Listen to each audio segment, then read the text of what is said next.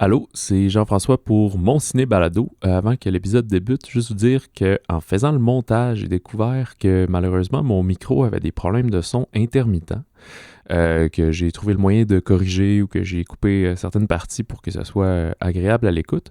Mais ça dure juste une couple de... peut-être dans les 10 premières minutes. Après ça, je sais pas, tout s'est résorbé. Fait que je vais enquêter de mon côté à savoir d'où ça provient. Puis, j'ai cherché par après, et quand vous serez rendu là dans l'épisode, c'est Kaitlyn Dever, elle qui était dans le film Booksmart, qui fait la narration dans le livre audio qui a inspiré le film de Jesse Eisenberg. Fait que plus tard, quand vous serez dans les sections nouveautés, eh bien, vous saurez, c'est le complément du fun fact de Patrick. Alors, merci, bon épisode.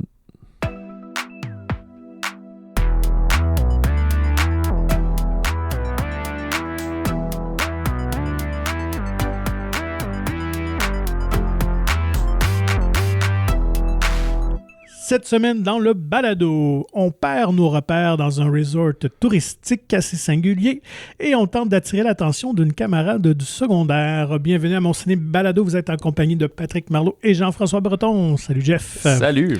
Tu voulais pas parler de respire dans ton introduction? Non, je suis allé ailleurs. On mange du poulet à l'ail. Des chiches taouk pratiquement chaque jour dans le film. Chaque soir, même, je dirais, surtout. Donc, c'est beaucoup de mayo à l'ail, ça. Oui.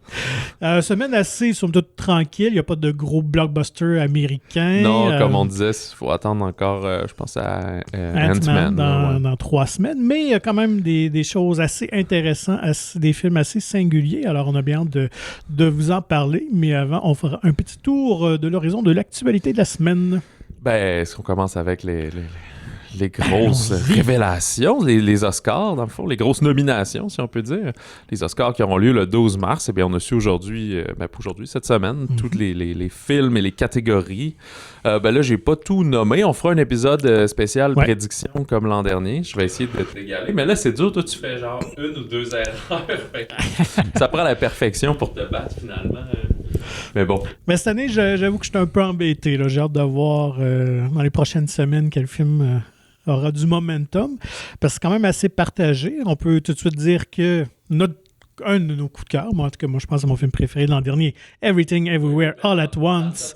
C'est mon numéro 1. Il y en a d'autres que, comme les semaines après, j'ai repensé, puis j'étais là, peut-être, tu sais, justement, en fait, Everything Everywhere a le plus de nominations, 11 nominations. Ouais.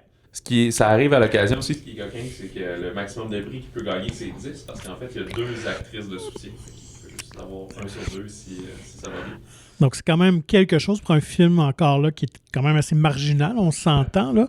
Donc, moi, je suis vraiment content que l'Académie salue tout le travail derrière ce film-là. Ouais, regarde, on peut parler de certaines catégories déjà là, plus polarisantes ou intéressantes. C'est notamment meilleure actrice parce qu'on a pour Tar... Cate Blanchett. Cate Blanchett, moi j'avais Catherine en tête, ça marche pas. Cate Blanchett qui est quasiment une valeur sûre. En toute année, c'est une valeur sûre, c'est une excellente actrice, mais c'est un film qui a laissé un peu plus de glace à un certain public. C'est un film assez froid, en fait. Puis, mais là, Michelle Yeoh, est super bonne dans le film, mais des fois, l'Oscar va aussi représenter un peu l'ensemble de la carrière, d'une certaine façon. Fait que c'est ce qu'on se demande ici. Et même côté chez les hommes, Brendan Fraser pour The Whale, un grand retour de quelqu'un qui est apprécié de tous comme humain. C'est aussi quelqu'un qui est très émotif. C'est super beau de le voir ces temps-ci dans toutes les nominations et tous les galas où il récolte des prix. Il est toujours en larmes, vraiment touché de la réception et de tout. Mais on pense à Colin Farrell dans Banshees of Inisherin. Lui aussi n'a jamais gagné d'Oscar, mais c'est peut-être un comédien que... ça va trotter derrière la tête qu'on va se dire, il y a des chances d'y s'y retrouver encore souvent, Colin, alors que Brendan Fraser, on sait pas. Quoique cette ouverture-là va peut-être le ramener dans des rôles plus dramatiques. Ouais, il l'avait fait un peu à l'époque, là, un Crash puis des trucs comme ça, mais sa carrière avait on l'avait moins déclin, associé à ça. Ouais. Fait que il y a ça. Écoute, ça... Dès que ça arrive, on en parle. Meilleure réalisation, il n'y a que des hommes cette année. Il n'y a pas de femmes. Il aurait pu avoir Sarah Polley parce que Woman Talking était quand même dans plusieurs catégories et tout. Moi, je pense que ça va être... c'est le même principe. Est-ce qu'on y va avec Steven Spielberg? C'est un très bon film qu'il a fait avec The Fabelmans. C'est un Steven Spielberg représente ce qu'il y a de bon dans le cinéma américain, là, ce qu'il y a de beau et ce qu'il y a de bon, là, je pense. Là, c'est comme... toute l'aura autour de lui, mais les Daniels, pour Everything, on est un peu plus dans la folie, dans des moyens plus réduits sans que ça paraisse, tu sais, des choses comme ça. Fait que je un pense classicisme versus une espèce d'innovation ou de débrouillardise. Je pense que ça va être justement la confrontation entre le classicisme de Spielberg et l'audace des Daniels. Et on va voir où va se situer les membres de l'Académie à travers ça. Généralement, ont tendance à récompenser des films un peu plus conservateurs et classiques, mais dans les dernières années, quand même, ils ont osé avec Moonlight, entre autres, face à La La Land. Fait que c'est arrivé à l'occasion, là. Mais j'ai hâte de voir. Mais je pense que la grande surprise, c'est le film allemand All Quiet on the Western Front, quand même. Oui, c'est ça. Avec, c'est quoi? 9 nominations quand même. Qui, malheureusement aussi, c'est un film de plateforme Netflix. Il n'a même pas joué au cinéma et rien, mais bon. Puis je pense que c'est vraiment un film, il y a beaucoup de nominations aussi techniques et tout. Puis on peut écouter ça sur nos petites télés désaturées avec des petits haut-parleurs cheapettes, là, mais bon. Ouais, c'est un film qui aurait mérité d'être projeté sur grand écran. Je pense que oui, puis bon, ça va faire partie de mon rattrapage à faire, là, c'est ça, les films de plateforme. Mais, fait que Everything Everywhere, le leader avec 11 nominations, mais All Quiet en a 9. Elvis également, qu'on oublie souvent, mais qui se distingue dans plein de choses, plein de catégories. Et Austin Butler avait gagné au Golden Globe devant Brendan Fraser. Ça pourrait se reproduire encore. Je parlais de Colin Farrell, mais Butler est là. Et l'Académie récompense souvent les biopics, que ce soit masculin ou féminin. On aime ça, réinterpréter si c'est bien fait. Quand le comédien réussit à se fondre dans le personnage, habituellement, c'est souvent récompensé. C'est ça, on va voir le Screen Actors Guild, des choses comme ça, mais je crois que ça va être serré jusqu'à la fin. Ça va être dans les catégories très intéressantes. Et Banshees a 9 nominations également. De vrai scénario original, je pense que c'est Martin McDonagh gagne ça. Ben, gagne ça souvent, comme si... Chaque fois, mais avec Three Billboards, je pense que ça avait été ça. Là. Acteur de soutien... Actrice peut-être pour Frances McDormand, ça je suis sûr. Mais Sam Rockwell l'avait eu pour acteur de soutien. Puis il y avait eu scénario. Je me souviens que c'est ces deux-là, tout le monde. Il y avait-tu même, je pense, gagné au scénario pour In Bruges aussi, je pense. Ça se peut. Donc, je pense que ça pourrait être le prix de consolation pour Banshees. Là. Je pense que je le place déjà dans comme le grand perdant de la soirée. Il va peut-être avoir ou deux Oscars. Plus t'as de nominations, plus t'as de chances d'être le perdant. Là. Fableman en a 7, Tar en a 6. Avatar 2 en a 4, évidemment, dans des effets techniques, des choses comme ça, mais notamment meilleur film. Ouais, ça, c'est un peu... qui en mettent 8 ou 10? 10, c'est ça. Top Gun Maverick aussi dans meilleur film, mais il y a 6 nominations. Montage, quand même, je pense, des bonnes chances. Et le son évidemment, là, je pense que ça va être ça. Effectivement.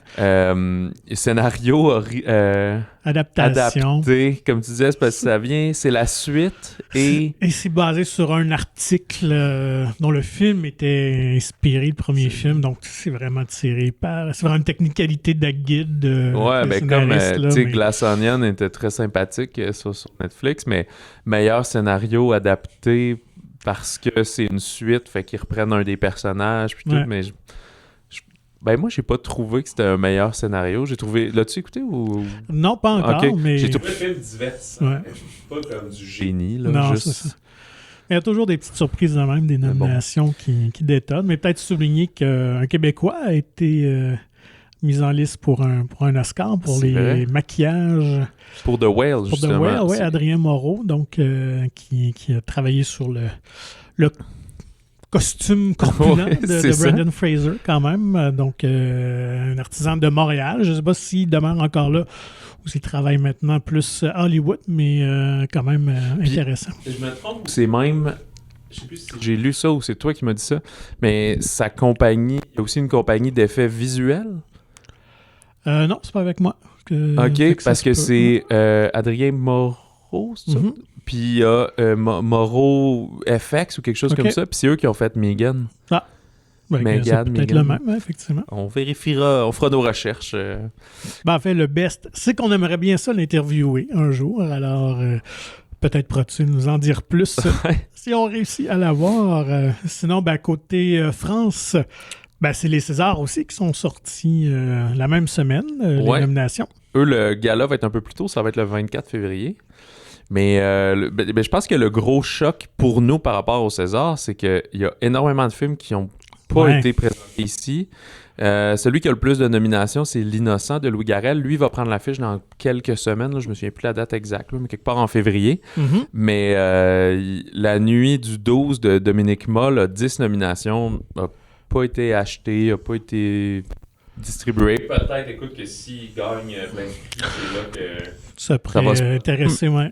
S'ils sentent qu'il y a un gros rayonnement en France, que le film a une grosse popularité, ben il va coûter très cher. Mais ici, c'est pas du tout les mêmes attentes qu'il faut avoir. Là. Oui, c'est francophone, mais un film comme ça va pas faire... 1 million box-office. Non, c'est ça, tu sais. Il y a eu le film le plus populaire cette année, c'est Simone, le voyage du siècle, qui a quand même un bon succès ici aussi. Mais tu sais, il y a eu 1,4 million d'entrées là-bas. Là. Fait que dire, si tu mets ça en argent, c'est quasiment 10 millions de dollars. Mhm. Alors qu'ici, Les autres, c'est il y a 200-300 000 fait 17 peut-être. millions. Ouais, Là, c'est puis c'est comme super rare. C'est dans les Marvel qui sont très populaires, en font comme 8. Ouais. Fait que même les films québécois, là, le 23 décembre, plus gros succès, a fait 2,1 millions à peu près. Là, t'sais. Fait que si le film coûte, mettons, 800 000, ben, ça n'a aucun sens. Tu as très peu de chances de rentrer dans ton argent. Là. Tout à fait. Fait que c'est pour ça des fois qu'ils sont juste pas achetés finalement, les yeux plus gros que le ventre. Donc aussi à noter que Falcon Lake de Charlotte Lebon aussi a reçu une nomination comme Charlotte pour meilleur premier film. Donc... Et le Québécois Éric Gravel qui a réalisé À plein temps, ben Laure Calamy est en nomination meilleure actrice pour ce film-là. Il y a encore de Cédric Lapiche, film de danse qui avait joué cet été. Il y a quand même 9 nominations. Novembre avec Jean Dujardin là, de Cédric Jiménez sur les attentats au Bataclan et à Paris. 7 nominations. Et c'est ça, Simone, qui est le film le plus populaire, n'a que 2 nominations pour décor et costume. Fait que là, ça, c'était un peu la polémique de j'ai vu ça. Comme le film le plus vu, puis qui est de production locale en plus et tout, mais rien pour la comédienne, pour le scénario, pour quoi que ce soit. Mais il y avait des critiques un peu ordinaires en ce sens-là, mais c'est un succès populaire, fait que c'est comme Avatar, tu sais, au final, moi je trouve ça correct, là, sans plus, tu sais, ça réinvente rien, mais c'est le film le plus populaire, pareil, de l'année et de la décennie, visiblement. Écoute, ça fait toujours partie de ce discours-là, de cette controverse-là des Oscars tant que des Césars maintenant, tu sais. Est-ce qu'on cherche à récompenser vraiment l'excellence des choses qui se démarquent ou les films populaires? Parce que ça revient chaque année, pourquoi que tel film mais les films qui sont populaires ont une importance parce qu'ils ramènent les gens en salle puis font vivre le cinéma comme tel. Puis là, t'as nommé les Césars puis les Oscars, mais aux Iris ou Gala Québec Cinéma, quand il y en a, là, je sais pas ça va être quoi, c'est le même débat. Est-ce que s'il y en avait un cette année, est-ce que 23 décembre aurait toutes les nominations de meilleure actrice, meilleure réalisation et tout? Peut-être pas, mais c'est quand même le plus gros succès. Fait que ça peut être sympathique de le souligner en faisant un prix du genre film le plus populaire ou quelque chose comme ça. Mais on le sait d'avance qui gagne. C'est comme les Oliviers en humour. Ils faisaient le prix celui qui vend le plus vendu. Ouais, c'est ça. Mais on le sait déjà. Puis j'entendais en podcast et tout, des fois, des humoristes disent ça sert à rien. Hein. Tu l'as déjà ton prix, tu as vendu 475 000 billets. Ça que nous patience. Mais si tu fais ça, tu fais de la publicité pour l'ensemble du milieu culturel, de l'humour, d'aller en salle voir un humoriste. J'ai entendu ce discours-là également. J'étais allé au cinéma, j'ai eu du plaisir. J'ai envie d'y retourner 2 semaines plus tard. C'est quoi l'autre film que je peux aller voir? Tout le monde travaille un peu ensemble, sauf quand tu sors la même date ton film, là, c'est de la compétition, finalement. Ou que tu sors des navets, que les Razzies tu voulais parler des Razzies, que souligne également, si on reste dans la thématique des remises de prix, donc les fameux Razzie Awards, où on souligne la médiocrité du cinéma. Mais je sais pas si... Des fois, j'ai l'impression qu'ils se forcent plus que c'est mérité, un peu, là. Tu sais, à un moment donné, l'engouement existe, mais je sais pas si c'est un festival, l'événement. Ouais. Fait qu'à chaque année, il faut en mettre. Puis là, quand tu regardes, il y a comme 6 films dans 8 catégories. Là. C'est un peu... Il n'y a pas tant d'affaires mauvaises qui méritent d'être soulignées. Non, effectivement. Je pense que là, ils ont comme pas le choix mais Morbius d'en faire. doit être là à tort et à travers. Lui qui a le plus de nominations, c'est Blonde. Donc, OK. le film sur Marilyn Monroe, avec Alors quand même 8 nominations. Mais Anna de Armas, c'est en nomination pour l'Oscar de la meilleure actrice. Effectivement, donc elle n'a pas eu le Razzie, mais à peu près tout le reste de la production l'a eu, sauf elle. Donc, Ouais, c'est ça, le quand même réalisateur Andrew Dominic aussi, c'est Ouais. dommage. Donc, elle a souligné aussi la double performance de Tom Hanks, entre autres pour le film Pinocchio, qui était sur la plateforme de Disney+, réalisé par Robert Zemeckis. C'est quand même une grosse production, mais quand même passé dans le beurre. Donc, le Pinocchio a eu 6 nominations, et Tom Hanks, donc, un comme acteur pour l'interprétation Geppetto. de Geppetto, et aussi pour son rôle dans Elvis, Du colonel Parker. Acteur de soutien à ce moment-là. Ouais. Donc, quand même. Morbius, tu parlais tout à l'heure, 5 fois celui-là. Et il y a quand même une petite controverse aussi cette semaine. Ouais. On avait parlé un petit peu hors d'onde. Donc, il y a la jeune Ryan Kyra Armstrong qui jouait dans le film Firestarter. Ouais, c'était pas un bon film. Non, on s'entend, mais qui a 12 ans, puis elle a reçu une nomination. Fait que, tu sais, c'est un peu... Ils se sont excusés. Je pense qu'ils Ouais. l'ont enlevé. Ça se Oui, peut-tu, en fait, ça crée un backlash, là, évidemment, sur les réseaux sociaux.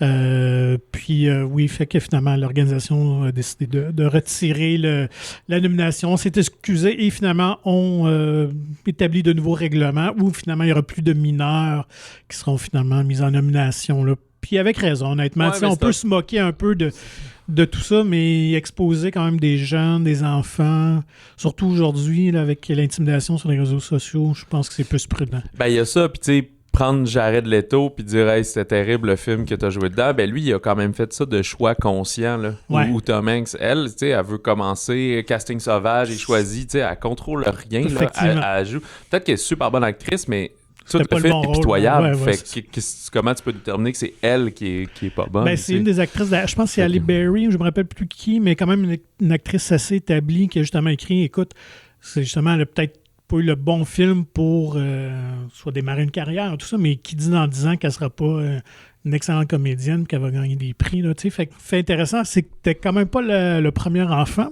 à avoir une nomination. Ok. Je suis allé fouiller un petit peu, j'étais curieux de voir.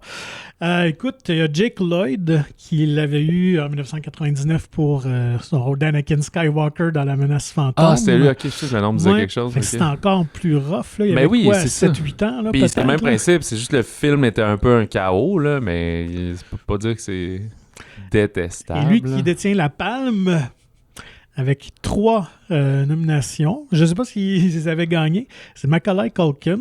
Ah ouais? 3 fois la même année. Mais en c'était pour Richie 1984. Rich, c'est quoi? Richie Rich, Ok. The Page Master, puis Getting Even with Dad, les 3 en 95. Ok, c'était... Donc, il y a eu le trio de la chatte. C'est vrai que je me souviens de ça, mais Page Master, je l'avais pas vu, lui, par exemple. Mais Ouais, Richie Rich, non je trouvais ça drôle. C'est sûr que c'est extrêmement mauvais, mais quand j'avais 8 ans, Ouais, c'était ben, parfait, là. C'est ça. C'était en quelle année, ça? 95? 95, ouais. J'avais 9 ans, ouais, c'est ça. C'est ça. Fait que... Moi, je suis trop vieux, je l'avais pas vu. Mais là, tu m'as parlé de Pinocchio, puis ça me rappelle que c'est une autre des petites controverses, parce qu'il y en a à chaque année aux Oscars, c'est que Guillermo del Toro, je l'ai pas vu encore, c'est un film qui s'est ramassé sur Netflix, comme écoutez ça à un moment donné, mais il a fait son Pinocchio lui également. Ouais. Fait que autant celui de Zemeckis de Disney+, et plutôt dans les Razzies, mais je savais pas qu'il était si mauvais, j'avais entendu dire que c'était juste plate puis que ça amenait rien de neuf par rapport à l'original, mais l'original de Disney. Sauf que là, lui, Del Toro est plus retourné vers le conte un peu plus trash, là, quand même. Puis amenant sa vision, son esthétisme à lui aussi. Mais il espérait qu'on reconnaisse au niveau des Oscars la complexité puis le fait qu'un film d'animation, c'est pas juste une catégorie sympathique à part comme les courts-métrages ou comme les films étrangers. T'es souvent traité de ah oui, c'est vrai, faut remplir ces cases-là, tu sais. Puis je me souviens à l'époque, Toy Story 3 avait été nommé dans meilleur film en général. Oui, c'est vrai. Mais c'est assez rare. Hein. Peut-être, je pense que c'est tu avais eu ça. La Belle au bas, La Belle et la Bête aussi en 91. Je pense que ça a été Ok. la première fois. Tu sais, surtout que Del Toro est un habitué d'être dans Ouais, plein de ouais. catégories. C'est un bien-aimé, dans le fond, là, des Oscars, tu sais, du cinéma américain. Mais là, ici, juste animation, puis c'est tout, tu sais. Puis voilà, fait que c'est un peu Ouais, dommage pour ça.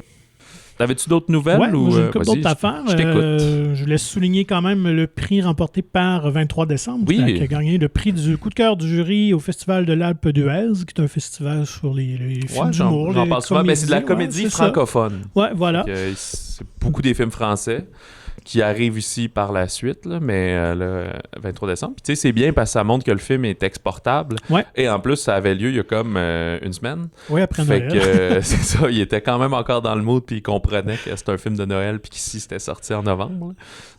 Donc, bravo. à toute Écoute, je sais l'équipe. pas si eux, ils vont prendre, à ce moment-là, ils risquent de prendre l'affiche. Tu sais, quelqu'un va peut-être l'acheter puis le Ouais. faire prendre l'affiche à Noël prochain. Là. Souhaitons-là. Ce serait Si intéressant. du côté des producteurs, on demande pas justement la lune Mhm. en ce sens-là. Là. Je sais pas s'il serait sous-titré. Sûrement. Ce serait Ouais, du je sais genre. pas, hein? Pas probable. Oui, les Français. On comprend pas l'accent québécois, là. Sinon, Ghostbusters, on sait qu'il y a une suite qui s'en vient à Afterlife qui était sorti Oui. il y a 2 ans déjà, hein, l'automne 2021. 21, ouais. Donc, Puis c'est-tu cette année ou c'était en 2024? la suite? Normalement, c'est pour les fêtes de cette année 2023. OK, genre novembre, Fait que décembre. le tournage doit probablement débuter très prochainement, parce que je sais qu'ils n'ont pas officiellement commencé. Fait que ça, je trouve que c'est assez vite. Mais on a confirmé que donc tout le monde revenait. Alors, Bill Murray, Ah Dan ouais, ok. Aykroyd et Sigourney Weaver aussi, donc probablement appelé à jouer un plus grand rôle, parce qu'on l'avait juste vu dans une petite scénette C'est de vrai, quelques ouais. secondes, dans une séquence post-générique. Alors, ils seront tous de retour. On sait que l'intrigue va se dérouler à New York. Donc, on verra au fur et à mesure que l'info circulera. Puis on avait... ouais, fait que là, si on confirme comme ça, j'imagine que le tournage est sur le bord de commencer ou quelque chose. Puis c'est plus Jason Reitman qui réalise, Non, c'est ça? là, qui exact? produit, scénarise encore, mais là, c'est son partenaire qui est co-scénariste, dont j'oublie Ok. le nom, qui, lui, va réaliser finalement cette suite-là. Puis là, t'as peut-être pas la réponse, mais c'est-tu parce que Reitman, il travaille sur autre chose puis il avait pas le temps ou quoi que ce soit? Oui, ou, je pense que oui, parce sûrement. que, si je me trompe pas, ils ont aussi un long métrage d'animation en cours dans l'univers de Ghostbusters. Fait que je pense qu'il a comme pris ouais, ok. la franchise des mains de son père, là, qui est décédé. Ben, si l'an Sony dernier, avec sont aussi Reitman d'accord ouais. pour dire, OK, pousse-nous Ghostbusters, s'il Ben vous plaît, voilà, là. je pense qu'ils lui ont donné les clés, puis ils ont dit amuse-toi avec ça. Alors, ce sera à suivre. Sinon, nouvelle insolite que j'ai vue tout récemment, on a appris que Peter Jackson avait travaillé sur un scénario sur la franchise Nightmare on Elm Street. Ah ouais? ok. Ouais, en fait, lorsqu'il est venu le temps de réaliser le 6e film, donc on a comme ouvert New Line, le studio a ouvert la porte à différents scénaristes de venir pitcher leurs idées. Alors, Peter Jackson avait écrit un scénario qui s'appelait Dream Lover, qui se déroulait beaucoup dans le monde du rêve à ce moment-là. Donc, le concept est quand même intéressant où Freddy était devenu un peu la risée, n'avait plus ses pouvoirs, et même que les ados prenaient des pilules, peu importe, des substances pour s'endormir et aller battre Freddy dans le monde des rêves. À lui, il sacrait une volée. Mais finalement, accidentellement, l'un d'eux serait tué par Freddy. Donc là, ça lui redonnerait ce pouvoir-là. OK. Et là, à fur et à mesure dans le film, donc, il retrouverait sa pleine puissance. Plus il tue, plus il reprend son pouvoir. OK. effectivement. Donc, idée quand même intéressante. Mais ça, c'était avant tous les Seigneurs des Anneaux et tout. C'était un Oui, jeune oui, Peter Jackson. Tout à fait. Il venait de faire Brain Dead, puis je pense un autre. Là, Son autre des Ouais, extraterrestres c'est- qui font fuck you. Ouais, J'ai ouais. oublié comment ça s'appelle. Donc, mais New Line, à l'époque, avait apprécié ce qu'il avait fait, justement, parce qu'il avait plus une vision. audacieux. Puis, Ouais, c'est ça, plus original.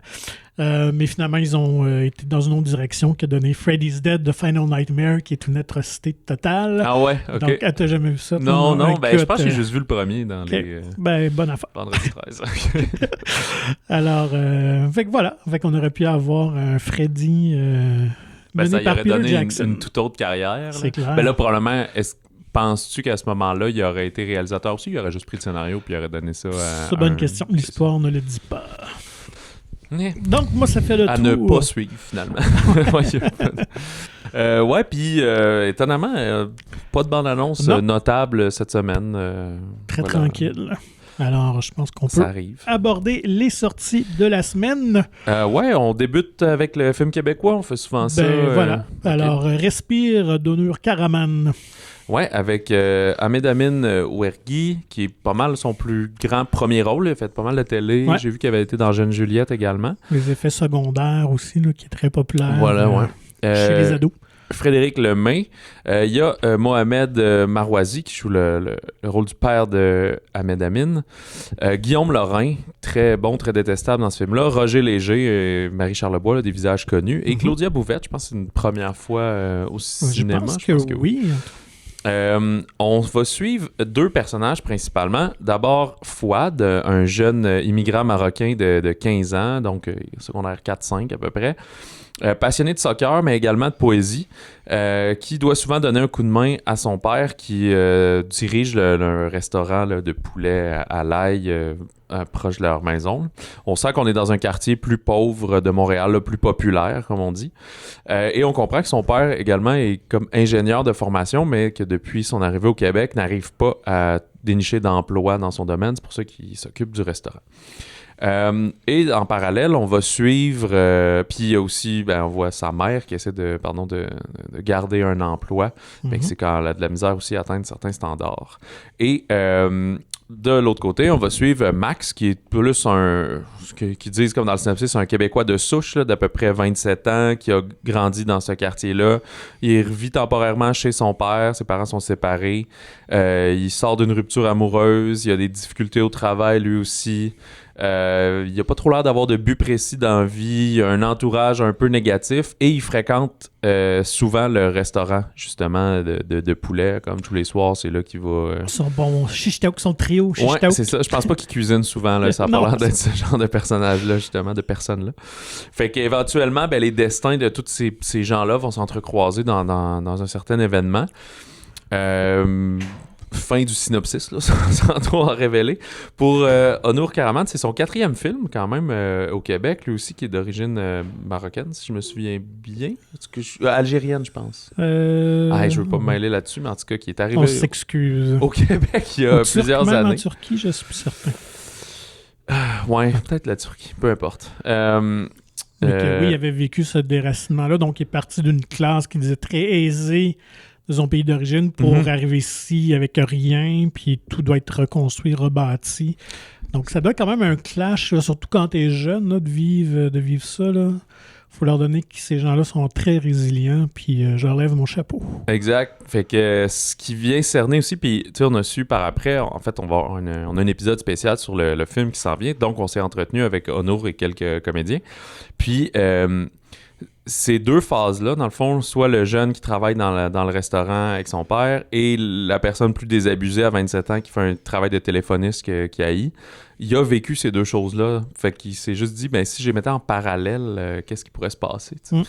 Fait qu'avec ce film-là, avec Respire, on vient pas nécessairement mettre une morale ou une leçon en particulier. Ce qu'on voit, c'est que et on n'accuse personne non plus. Non, c'est ça. C'est comme si on est quasiment un peu dans le racisme, pas systémique, mais un peu social, là, qui vient de plein d'endroits, de plein de composantes culturelles, économiques, puis qui vont faire une espèce de léger racisme qui vient teinter les généralisations et les stéréotypes qu'on donne d'une part et d'autre.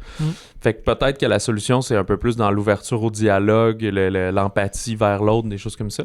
Mais ça donne des... Tu sais, c'est un drame qui vire presque au suspense. 1h30, c'est vraiment bien envoyé. Il n'y a pas de longueur, il n'y a pas de temps mort dans le film.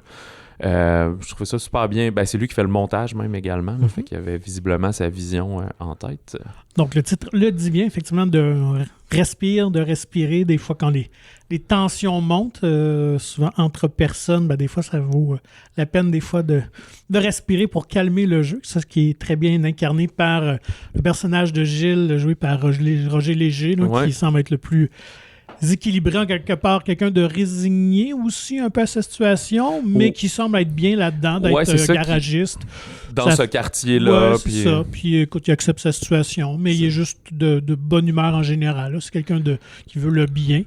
Il est zen, je pense. Ouais. C'est drôle parce qu'il a l'air d'être très bourru au départ, puis à force de l'entendre parler, ses discours à lui, tu fais « Ok, non, lui, juste quelqu'un il a compris des choses. » C'est ça, exact. Ça, mais qui exprime bien un peu la gratitude de la vie. Ce que j'ai trouvé... moi, ce que j'aime du film, c'est qu'on a souvent vu un peu cette vision-là du côté du film français. Évidemment, ils sont confrontés à une plus grande immigration là-bas.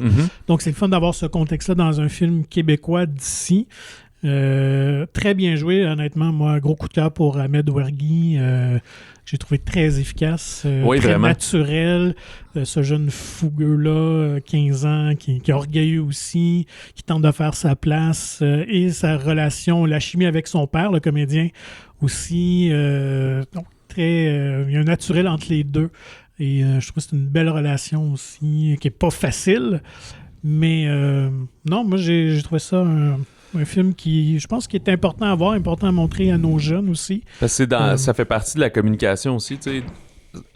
Nous, en tant que spectateurs, on est témoins de beaucoup de choses que lorsque les personnages se rencontrent après, se disent rien. Puis t'es comme, il me semble que si t'expliquais un peu ou si tu t'ouvrais, ça résorberait des choses. Tu sais, il y a beaucoup d'énergie puis quand même de violence dans Fouad, le personnage d'Ahmed. Fait que ça ajoute une couche de plus, puis le discours avec son père, c'est un peu fais ce que je dis, pas ce que je fais. Ouais. Mais si tu parles pas, tu deviens un modèle plus visuel que il y a comme un dialogue de sourds, évidemment, entre les communautés, mais aussi entre les familles elles-mêmes, des deux côtés, qui est un effet miroir qui est assez intéressant, dont le réalisateur en parle dans l'épisode spécial. Et puis, que je vais dire donc? Ben voilà.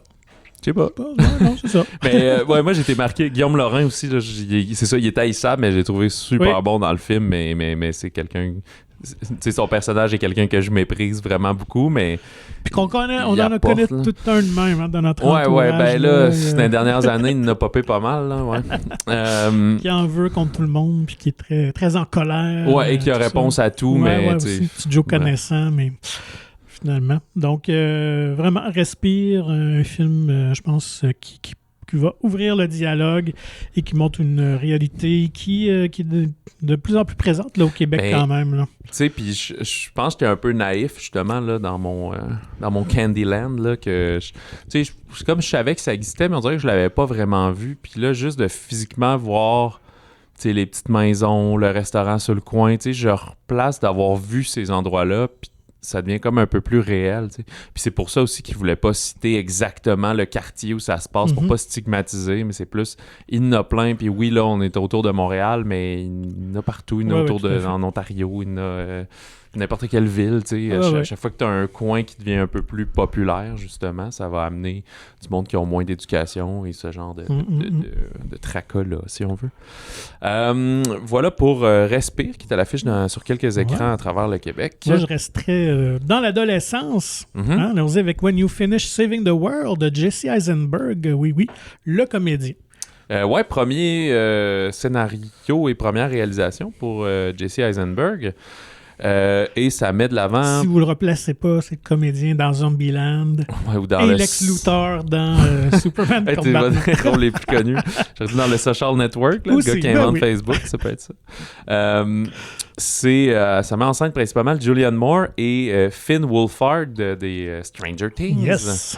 Et on met à profit ici un de ses talents, parce qu'il est musicien aussi dans la vie, un band dont le nom m'échappe, mais là, il va jouer un ado musicien.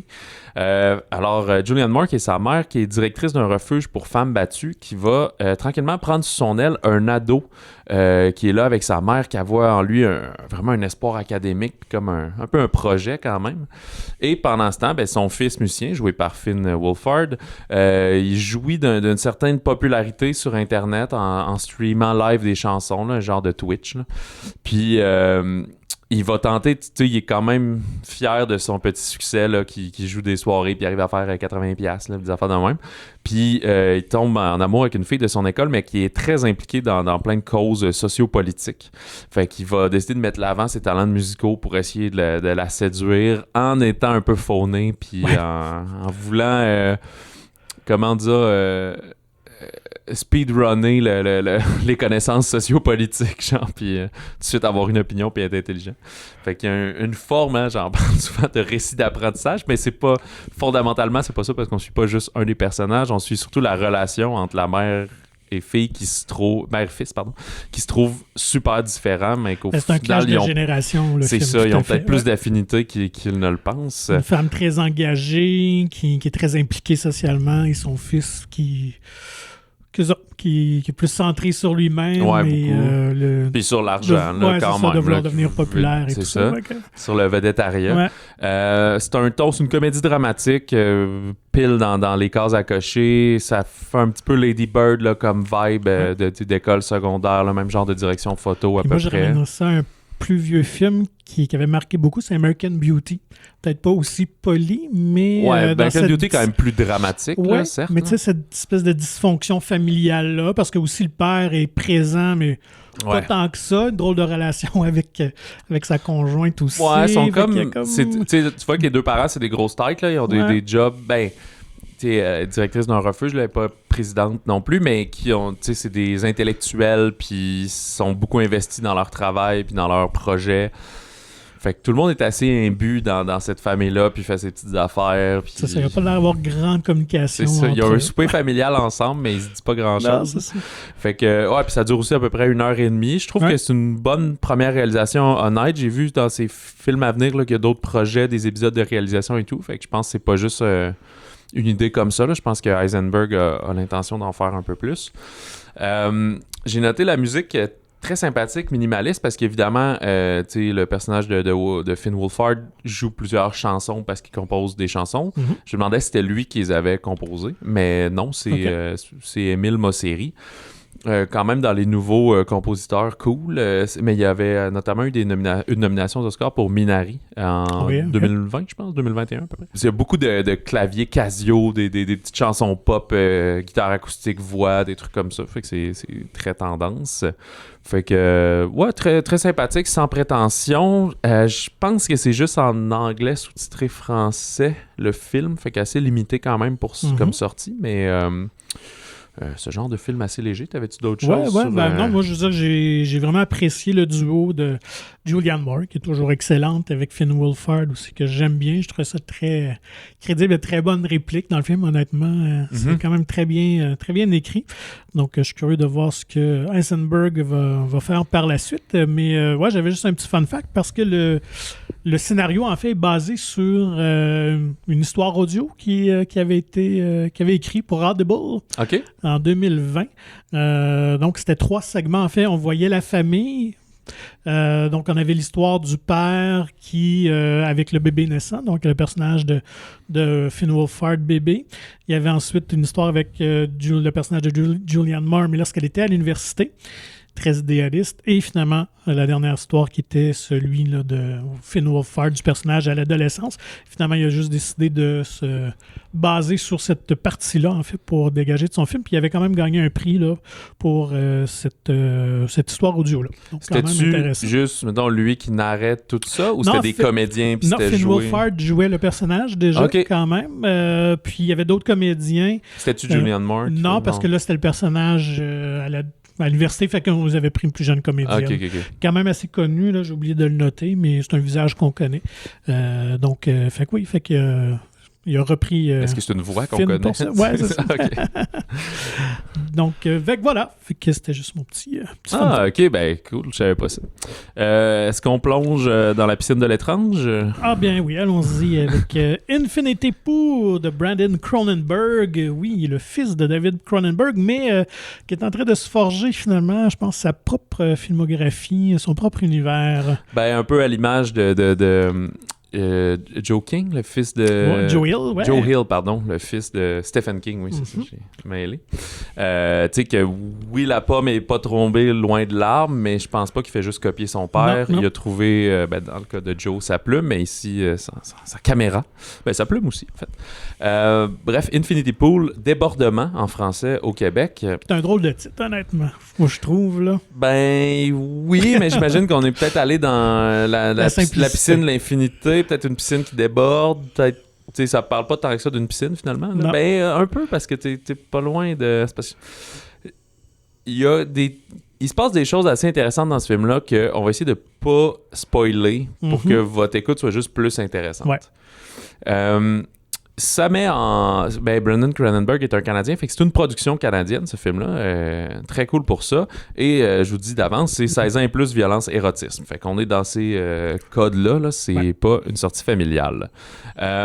ça met en scène, par contre, des acteurs internationaux, Alexander Skarsgård et Mia Goth aussi, qu'on a vu récemment dans X et Pearl, qui fait des personnages assez coco crazy. Ouais, c'est sa nouvelle spécialité, en fait. Il y a l'histoire, on suit principalement Skarsgård, qui joue le rôle de James Foster, qui a écrit et publié son premier roman il y a 5-6 ans, qui a connu un succès très modeste, là, très limité, mais il est en panne d'inspiration depuis ce temps-là pour écrire son suivant. Fait que, souhaitant retrouver l'inspiration, ben, il s'en va avec sa conjointe, je sais pas son mari, en tout cas, sa blonde, sa femme, mari, oui. avec sa femme, dans un tout inclus, la Tolka, qui je pense est un pays fictif, là, ouais. Ouais, c'est ça. Il y a la Croatie, en fait, ils ont tourné c'est là-bas. Ça, c'est tourné en Croatie ouais, et en Hongrie, là, fait que ça vous donne, si vous êtes allé, moi je suis allé dans le peu de voyages que j'ai fait, je suis allé en Croatie.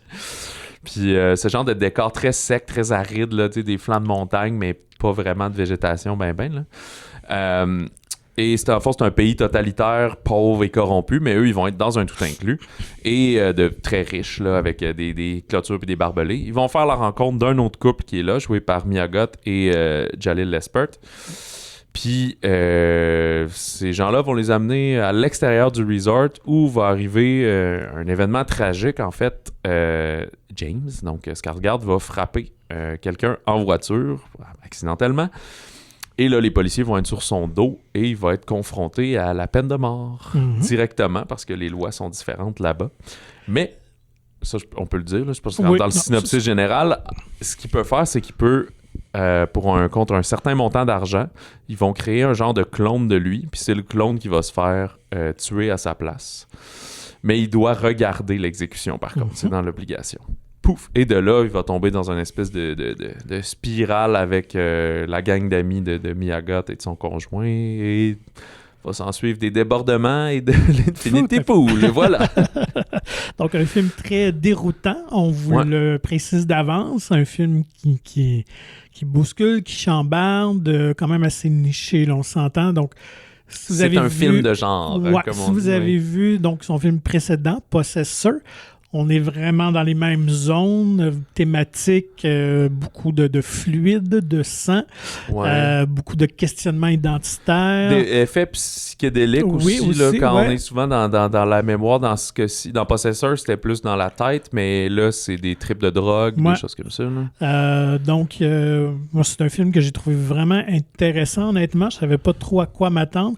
Je dois dire d'emblée que je suis pas un grand fan de David Cronenberg. Je sais qu'il y en a qui crient au génie. Moi, c'est pas mon cas. Mais de ce que j'ai vu jusqu'à présent, il a fait 3 films, Brandon Cronenberg. J'apprécie plus sa filmographie que celui de son père. Et mon préféré des 3, je pense, c'est vraiment Infinity Pool. Parce qu'il amène... Pour embarquer dans l'histoire, là, évidemment, c'est grand... C'est un peu grandiloquent. Mais si on accepte la prémisse... Écoute, c'est un film qu'on se laisse embarquer parce qu'on ne sait jamais où le récit va nous mener. Il y a quand même quelques bons twists dans l'histoire aussi. Et ben, c'est surtout, en plus de créer une atmosphère quand même assez anxiogène, vraiment. qui est bien réussi dans des beaux paysages de la Croatie que je connaissais moins. Donc ça aussi, quand même, c'est intéressant de voir autre chose. Tu le vois qu'il a l'air de faire chaud aussi. Ça transparaît. Mais les comédiens sont juste incroyables. Alexander Skarsgård qui, écoute... C'est un rôle physique aussi quand même. Oui. Pas physique comme The Northman, mais physique, je sais pas, là, ça a l'air... Ben, il se donne vraiment... Ouais, c'est ça, ça a l'air difficile par moment et tout. Là, il joue des choses assez humiliantes qu'il accepte de faire, donc il a vraiment mis son orgueil de côté. Et Mia Goth aussi, ben, depuis X et Maxine, pas Maxine, mais Pearl, donc écoute... Elle est juste trop bonne dans ce genre de rôle-là. Ouais, ben, en fait, dans cela, elle va encore plus vers la sensualité, là, quoi qu'il l'avait aussi dans... Pas dans Pearl, mais dans X. Un peu, mais après, elle tombe vraiment dans l'agressivité puis l'intensité, puis qu'elle crie, puis tout. Fait que ça, c'est super cool. Puis tu sais, son couple en tel, puis son conjoint... C'est très bizarre, là. Puis tout leur cercle d'amis, c'est super intéressant. Tu sais, puis fun fact, comme c'est une production canadienne, il y a aussi beaucoup des autres comédiens qui sont des Canadiens, mais tu sais, peu connus. Puis dans le cercle d'amis, il y en avait une que j'étais comme, hey, je la connais, je l'ai vue, comment ça, mais c'était très anti-casting. Puis si vous avez écouté la série canadienne Kim's Convenience, c'est elle qui fait Pasteur Nina. Tu sais, elle fait la pasteur, fait que d'habitude, elle est bien rangée, puis elle s'immisce pas trop dans les la vie intime des gens, mettons, là. Puis là, elle est plus dans le cercle d'amis assez intense qui frisent l'orgie et tout, là. Fait que c'est un rôle bien différent ici. Moi aussi, même chose, j'ai vraiment aimé. J'ai écouté Possessor cette semaine. Je voulais me mettre ça à jour. J'ai pas eu le temps de finir antiviral. J'ai écouté la moitié. Tu l'as écouté au complet, toi? Ouais. OK. Mm-hmm. C'était à peu près 2012. Je me souviens de l'époque où son film était sorti parce que c'est le fils de David. Ça a fait sensation quand même. Puis même si c'est des films canadiens, il a toujours tourné avec des acteurs quand même établis ou en lice ou en vogue. Là. C'est ça qui est cool. Il a l'air d'avoir une bonne production, un bon budget pour faire ces choses-là. Écoute, je sais pas si ça avait été présenté dans plusieurs festivals aussi. C'est moi qui note ça, mais il me semble que ça joue au TIFF, puis il y a de bonnes chances, peut-être ailleurs. Ouais. Fait que, je pense que c'est un peu mon coup de cœur cette semaine. Là. Je sais pas si...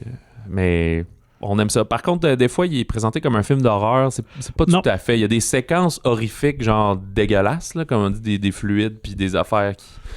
C'est sûr que perce la peau puis des scènes assez de mortalité, d'affaires de même, mais c'est pas assez choquantes, mais moi je le comparais peut-être un peu à Irréversible, si je peux faire une comparaison. OK. Parce que c'est un film déstabilisant, mais il y a quand même quelques scènes de violence assez graphiques. Là. Donc, cœur sensible, s'abstenir ou détourner le regard quelques secondes. Ouais, c'est ça. Mais c'est pas non plus comme un Hostel là, ou des affaires. Non. C'est pas... Oui, t'as un peu de body horror, mais pas sous forme de torture porn ou d'affaires comme ça. Là, genre. Fait que, mais effectivement, on est plus dans le thriller quand même classique qu'un film d'horreur, même de science-fiction malgré la prémisse. C'est qu'il y a beaucoup... C'est ça que moi, c'était le côté qui m'avait déçu un peu, c'est que je m'attendais à beaucoup de science-fiction, là, pas nécessairement des vaisseaux dans l'espace, mais tu sais, beaucoup de technologie un peu, je sais pas, la Blade Runner ou une affaire comme ça, mais finalement, c'est juste la prémisse de pouvoir faire un clone. Ouais. Mais après ça, c'est tout. Il n'y a pas d'autres... ils n'ont pas des super téléphones, puis des robots, puis... c'est juste qu'il faut que tu acceptes ce côté fantastique science-fiction, mais c'est un thriller... Fait que je sais pas s'il arrive à trouver l'inspiration pour son roman avec tout ça. J'imagine que oui. Ben là, avec tout ce qui arrive. Il y aurait de la bonne matière. Peut-être allons-nous le découvrir un jour dans Infinity Pool 2. Je sais pas quel genre de succès James ça va avoir. Il aurait fallu regarder... Ouais, puis tu sais, si ça vous inquiète, là, je vous garantis que c'est pas... ça finit pas genre... C'est ça son récit, puis... c'est un rêve. Tout ça, ouais, exact. Là, ça serait vraiment stupide. Il y a... Ouais, j'ai les films 16 ans et plus, je sais pas lequel a eu le plus de succès au Québec ou même dans le monde, je me souviens pas. Aux États-Unis, ça doit être genre Deadpool ou quelque chose comme ça, là, mais... Ouais. Mais on est dans un autre ici, genre de c'est pas 16 plus. c'est ouais, c'est ça. Ils n'ont pas les mêmes balises pour ici. Je ne sais pas lequel aurait fait le plus d'argent. Showgirls, peut-être. Ouais, c'était 16 ou c'était juste 13? Je pense que Braveheart était 16 ans et plus à l'époque, du moins. Là. Showgirls devait être 16 ans ici. Je peux pas croire que c'était 13 ans. Ben, c'est pas juste des seins nus, là, tu sais, comme striptease de Demi Moore, là. Ben, plus que ça, il me semble que c'était plus osé de mémoire. J'ai pas vu assez souvent. Ouais. Mais ça se peut que genre Robocop l'était, là, aussi. C'est assez violent, là. Ouais. Fait que... Non, ça devait être pas Robocop, je l'ai vu au cinéma. Donc, ça devait être 13 ans, j'imagine. OK. Même si c'était assez... Mais il y a ces films-là plus vieux qui ont changé de cote avec le temps aussi, là, quand la régie s'est soit adoucie ou durcie, dépendamment des époques. Dans les autres sorties, il y a Living, ou ici Vivre, de Oliver Hermanus, avec Bill Nighy et Amy Lou Wood, qu'on a vu dans Sex Education, qui joue aussi le rôle de Amy, finalement. Elle qui est, je sais pas, l'amie de McKay, j'ai oublié son prénom. Emma McKay, c'est ça. On est en 1953, on va suivre un Bill Nighy qui est un fonctionnaire londonien qui vit une vie, une existence très morne, sans émotion. Il y a un fils avec qui il ne parle presque pas et tout. Et il est très bureaucrate, là, extrême. Et qui va essayer de profiter pleinement de la vie, parce que finalement, il ne sait pas vraiment comment faire, alors qu'il apprend qu'il est atteint d'un cancer incurable et qu'il ne reste peut-être pas tant de temps que ça à vivre. Ce qu'il y a d'intéressant autour du film, notamment, c'est que c'est une reprise du film Ikuru de Akira Kurosawa, qui date de 1952. Ouais. Fait que je pense que c'est pour ça qu'on a remis le film dans les années 50 également, mais là on est à Londres, on n'est plus au Japon. Et le scénario, cette nouvelle adaptation, est écrite par Kazuo Ishiguro, qui est il a gagné même le prix Nobel d'écriture, lui. Oui, c'est vraiment un grand romancier britannique, mais d'origine japonaise, qui a surtout écrit, je pense, le plus connu, c'est Les Vestiges du jour, Remains of the Day, qui a donné un excellent film en 93 avec Anthony Hopkins et Emma Thompson. Donc, c'est quand même quelqu'un qui... Je connaissais rien de tout ça. Non, c'est ça. Mais c'est quelqu'un qui est beaucoup dans le roman historique britannique, beaucoup les classes et tout ça. Donc, et on le sent dans son écriture de Living, justement. Il reprend très bien cette espèce de flegme britannique, cette espèce de froideur. Ouais. Ils démontrent jamais leurs sentiments. Tout ça, il est très, très bon, parce que Remains of the Day, c'était la même chose. Anthony Hopkins jouait un majordome très refermé sur lui-même, peu expressif, qui était en amour avec Emma Thompson, mais finalement, il ne lui arrivait jamais à déclarer son amour. Donc, ouais, fait que j'ai trouvé que, honnêtement, le film reproduit bien ce côté-là des Britanniques et surtout la dédale administrative de la bureaucratie. L'ouverture est assez... Ouais, c'est un peu les 12 travaux d'Astérix, genre le formulaire A34, là, je sais plus trop quoi. Là. Fait que oui, eux, ils sont au municipal, on comprend, là, dans le genre de Parks and Recreation, un peu comme la série. Puis là, il y a chaque département, ils traitent des dossiers. Quand c'est trop compliqué, mais ça appelle, puis on s'en fout, puis tu sais... sont punchés à l'horloge, puis ça s'appelle tout monsieur. Oui. Puis, ouais, c'est très, très formel, tout ça. C'est ça. Fait que là, il va se mettre à manquer des journées de travail également, là, à cause de sa va essayer de profiter. Ben, c'est pas à cause de ça, mais c'est plus parce qu'il va essayer de profiter de la vie. Fait que là, ça crée un tumulte au bureau. Parce qu'il ce secret, sa condition secrète. Exact. Puis là, il va essayer de connecter avec justement l'un des ex-employés qui est joué par Emily Wood. Puis pas au niveau romantique, là, juste parce qu'elle trouve charmante socialement et tout. Puis à un moment donné, il va essayer de faire quelque chose de bien pour peut-être laisser sa marque, réaliser que c'était un peu futile. Fait qu'il y a quelque chose d'assez classique là-dedans, mais Bill Nighy joue justement tout en retenue parce que tu viens de l'établir que ça se passe beaucoup à l'intérieur, c'est très introspectif. Ouais. Une belle direction photo et ce qui est intéressant, c'est que Oliver Hermanus, il vient d'Afrique du Sud. Fait que ses premiers films, ils les avaient fait là-bas. Et son directeur photo, Jamie Ramsey, qui lui aussi vient d'Afrique du Sud, avait fait tous leurs premiers films ensemble, mais qui est très établi maintenant, là, je sais pas si c'est britannique aux États-Unis, mais il a fait See How They Run récemment. Je sais pas si c'était américain comme film, ça me semble. Puis District 9 aussi, d'Afrique du Sud avec Neil Blomkamp à l'époque. À moitié du film, ce qui est intéressant, je dirais pas qu'est-ce qui se passe, mais on change un peu dans la trame narrative, là. On commence à mélanger la temporalité, fait que ça vient un peu rythmer ça. Ce que j'ai remarqué, le film dure quoi, 1h45 à peu près, mais l'original durait quasiment 2h30. Fait que, je sais pas, on est allé couper dans des détails ou des personnages. Et peut-être qu'ils se sont posé la question de si on avait adapté ça d'une manière plus contemporaine, qu'est-ce que ça aurait pu être, là, parce que surtout, la bureaucratie a changé un peu. Évidemment, il n'y a pas de cellulaire, tout est fait manuscrit, il y a à peine un peu de dactylo, mais tu vois qu'ils travaillent vraiment sur des affaires papier et tout, fait que ça aurait donné une vision différente, et des fois peut-être qui est moins romantique aussi, là. Quand on passe nos journées devant des ordinateurs, fait que si tu mets un film où tout le monde passe la journée devant des ordinateurs, c'est comme vraiment plat. Je pense que le film est une lettre d'amour au film de cette époque-là. Ouais. D'ailleurs, dès l'ouverture, je sais pas si c'était des images d'archives qu'on est allé récupérer ou qu'on a recréé ça, mais on a vraiment des vieux grains-là, des films des années 50 avec le lettrage et tout ça, des titres et des noms génériques que moi j'ai trouvé vraiment charmants. Donc je trouve que l'époque est vraiment bien recréée, une belle job de la direction artistique et comme tu l'as mentionné, la direction photo, le film est très beau, très élégant. Je pense à la hauteur aussi de Bill Nighy dans ce film-là qui a une présence douce, mais parce qu'il est toujours un peu dans le même ton, une petite voix aussi. Je sais pas si Il est rendu avec cette voix-là aussi, parce qu'il est quand même assez âgé, ou Ouais, si ouais. voulu, je ne sais pas. Mais d'ailleurs, il a reçu une nomination aux Oscars pour. Ouais, puis je pense que c'est sa première. Probablement. Ouais. Ça se peut bien. Mais non? il joue dans beaucoup de choses. Puis, tu sais, Il y a toujours des petits rôles. Tu sais, Ouais, c'est puis rare qu'il est en avant. je sais pas si c'est parce qu'il a atteint un certain âge, là, mais je regarde ses crédits, ils sont full de trucs, mais c'est souvent des voix dans des dessins animés, dans des jeux vidéo. Tu sais, un des rôles que je me souviens de lui, c'est dans Underworld, là. Tu sais, il fait comme le méchant vampire qui revêt ta vie. Tu sais, c'est quand même un film de boîte. Pour là. moi, c'est Love Actually, où je joue le chanteur. C'est évidemment. Ça. Mais il est assez disjoncté là-dedans, là, aussi. Là. Mais, ouais, fait que c'est quand même un acteur très polyvalent et tout. Fait que je pense pas que c'est un film assez fort, si on parle juste des Oscars, là, pour qu'il y ait on revient, vu qu'on en parlait au début, à rafler ça. Tu sais, ça va être très serré.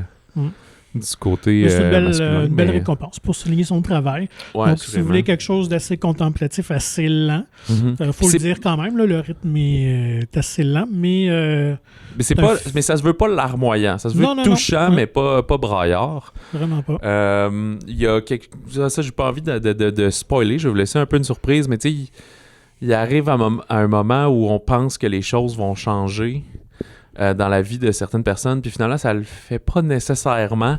Puis juste le fait que ça se produise comme ça, c'est intéressant parce que c'est peut-être plus réaliste que dans les films où tout se passe, puis tout le monde promet de changer, puis tout le monde dit « Ah, c'est sûr, je vais m'améliorer, puis vivre la version américaine, grand studio. C'est ça, exact. Là, justement, avec Tom Hanks, là, c'est ça qui se serait passé. C'est clair. Fait que là, on est un peu plus concret, puis tu vois, ça a des ramifications sur d'autres personnages, justement. Fait que c'est très intéressant pour ça.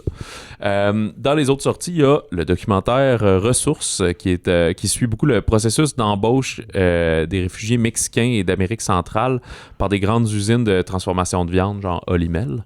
Puis on va voir aussi la prise en charge, justement, par l'organisme communautaire pour aider à l'emploi et la francisation.